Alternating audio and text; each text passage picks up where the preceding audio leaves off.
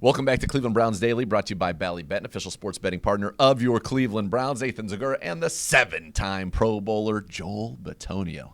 7 in a row, looking for number 8 this year. And we kick off the 2025 season at home, the Cincinnati Bengals. First of all, how happy are you that we're finally at the regular season? I know the veterans there, training camp. Oh, here we go. Yeah, I'm excited. Training camp isn't quite as stressful as when you're a young guy, but you still kind of want to get to the games. Like this is what you're here for. You're here to play some games, and we're to the regular season finally. So it's been exciting.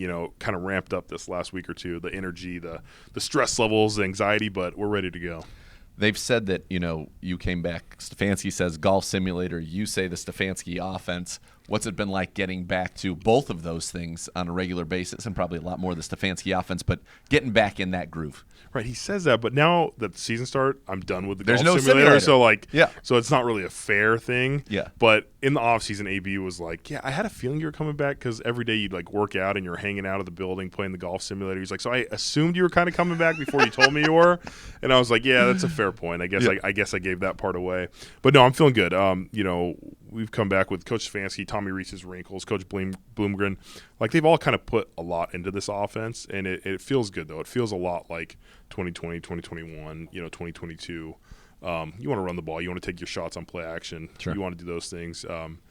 Get your guys, Jerry Jeudy, David Njoku, those guys the ball in space. And so it's felt good.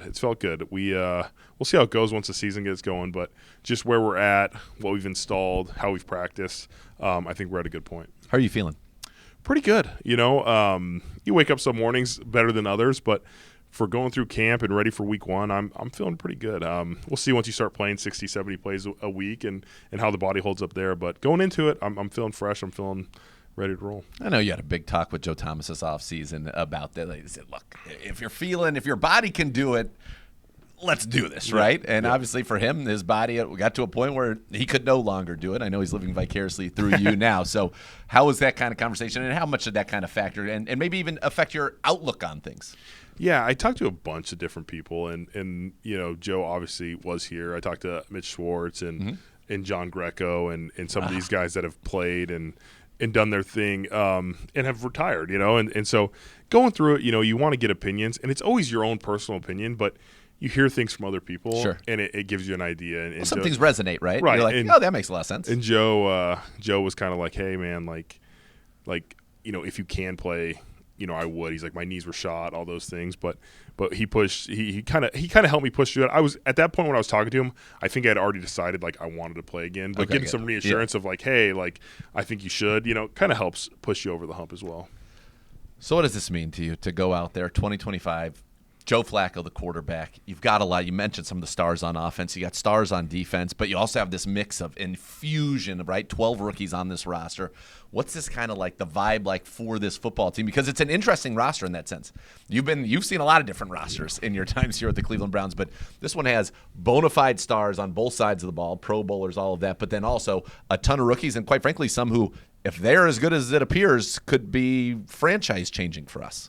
Yeah, it's exciting. You have your corner, you have your Myles Garretts of the world. You have your guys that have done it and been there and played at a high level. But you bring in a rookie class that I truly feel like in training camp has made a big difference for us. Carson Swester, Mason Graham on defense. Yep. They're going to be guys that contribute, start day one, and play a lot of football for us. And then on offense, Harold Fannin has come in and just been impressive. The way he catches the ball, but the way he wants to block, and maybe not in line all the time, but his movement blocks and the way they can use him on certain plays has been really good. But everybody in the rookie class to me is really bought into the program and how we work around here and studying the film and stuff. So I feel like it's been a really good young rookie class, and you get 5 undrafted guys or something, or 4 that made the team, and it just shows the work they've put in and the steps they want to take. And I'm excited to see them, play some real football too. All right, one of those undrafted guys, I got a chance to interview. I was practically weeping at the end. I couldn't have loved him, Aiden Huntington. You've got, I'm sure, the opportunity to go against him a little bit in practice. What a story. He's been incredible. He's popped the entirety of the preseason. Now he's on the team. What's kind of what is your Aiden Huntington through your eyes? Yeah, so early in camp, he was going with like the threes on defense, so I didn't block him that Sure. often, but he was making plays. Like he was splashing in one-on-ones and stuff. I was like, man, he seems pretty active, like pretty strong. I was asking some of the young guys how he's doing, and then we go to Carolina and we play this first game, and I'm just like, oh, 66 just made another tackle on special teams. Like he is like flying down the field. Yeah. And I'm like, that's pretty impressive. Like that's going to be hard to be like, no, we can't keep this guy around. And so he kept doing that, and he started making plays on defense as well. And they're like, hey, maybe we'll give him a fullback rep here or two. And so when you start getting plays on offense and you're playing on special teams and you're rotating on defense, it's like, all right, this guy's probably going to make the team, and he's doing a good job. But the thing I've noticed is like I'm an early morning lift guy. I'm always in there. One of the first guys, Joe Flacco, lifts early. Like some of the old guys, we're up anyway, so we'll go in there and get our lifts in. And Aiden is always in there, and he's not lifting, but he's always doing something to take care of his body. He has this like routine that he just sticks to. And I'm like, for a rookie to have this big of a routine and kind of understanding he needs to take care of his body, I think was one of the more impressive things with him. Do you still get excited about that even at this point in your career, like a cool story like that? Oh, yeah, it's awesome. I mean, anytime like guys are living out their dreams. Like I remember my first start, like going into Pittsburgh and like started off bad, but we came back, we tied the game, we lost the game on a last-second field goal. Tremendous commitment to the run in that game. It was unbelievable. It was unbelievable. We were down big in the half, and we kept running the ball. But I just remember those moments, and you don't ever fast forward like 12 years where I'm going to be at now. I'm still playing, but for each one of those guys, like making a roster, playing your first game, like these are all huge moments. And the guy came in and competed, and so you're so pumped for him to be able to make the team. You talking about that Pittsburgh thing just made me realize that your first game was my first game on the sideline, and then being a part of the broadcast team, we go all the way back to 2014, folks. Here we go. Yep.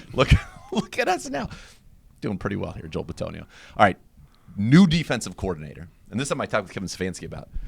There's probably going to be some unscouted stuff, right? Al Golden's coming from college. You don't really know for sure what he's going to do. How helpful is it to have you and Wyatt and Ethan and Jack and David and Jerry and then, of course, at quarterback Joe Flacco, guys who have just been around that expertise, I feel like, is going to help unscouted looks where maybe a really young team might struggle with some unscouted looks. Yeah, I mean, you kind of hit that nail on the head. Like, you got to put in your base rules and you got to put in your understanding. So if you see a look you haven't practiced or walked through, it's like, all right, what are our rules here? Like, who do we find? Where are we going?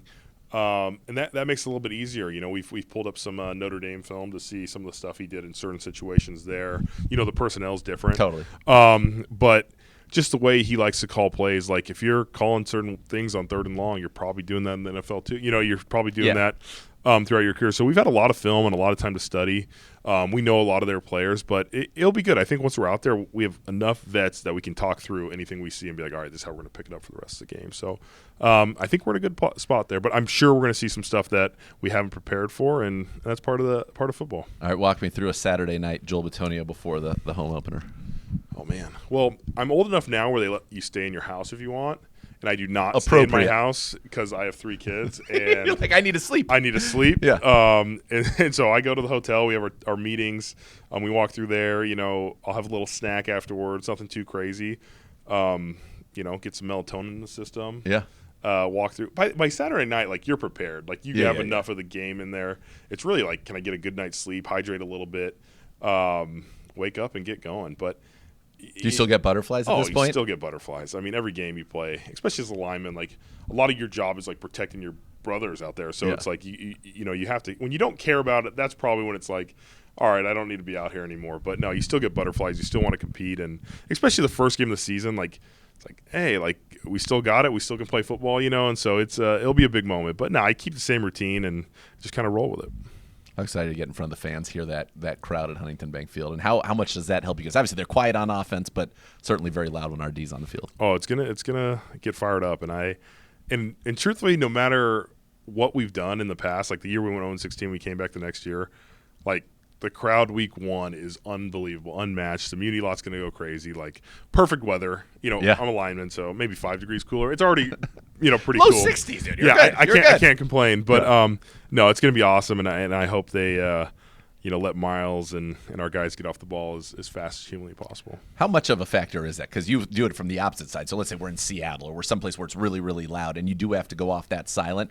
How much of an advantage is that actually for a defense? Yeah, I think it's huge. For the silent count, like there's only so many different head variations and silent counts you can do. When you're using your voice, there's a lot of different cadences, a lot of different tempos. If you're a great quarterback, you can really get them to, jump with your voice and cadence and stuff like that. And the head bob is definitely a little bit different. And for the tackles, like, unless they're, Joe Thomas, who has an unbelievable get-off, like, it's hard for them to really time it up. Yeah.